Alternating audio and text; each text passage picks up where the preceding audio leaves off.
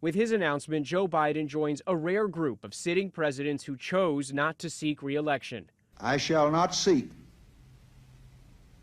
and I will not accept the nomination of my party for another term as your president. 56 years ago, President Lyndon Johnson announced he would not run for a second term amid the increasingly unpopular war in Vietnam and growing national unrest. Political violence. That year, we saw the assassinations of Martin Luther King and Bobby Kennedy. We've seen, of course, this year, the assassination attempt on President Trump's life. We saw divisions and discord and volatility in 1968. We're seeing that again this year. In 1952, despite leading the country through the end of World War II, Harry Truman also opted not to seek re-election. Entering the Korean War, among other unpopular decisions, left Truman facing the lowest job approval rating on record, just 22%.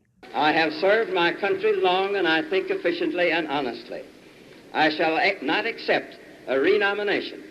I do not feel that it is my duty to spend another 4 years in the White House. Presidents Teddy Roosevelt and Calvin Coolidge also decided not to run for another term, but Biden's decision stands apart from those of his predecessors, all of whom served more than 4 years in office. All of those presidents, Theodore Roosevelt, Calvin Coolidge, Harry Truman, Lyndon Johnson, all took the presidency upon the death of an incumbent, became president in their own right by getting elected to the office, and then declined another term in office. So this is a little different insofar as Joe Biden was the candidate in 2020, became president, and has opted after one term not to go forward. But now Democrats are hoping to avoid history repeating, because in the most recent two examples, when Johnson and Truman, both Democrats, stepped aside, a Republican won the next election, Eisenhower following Truman and Nixon following Johnson.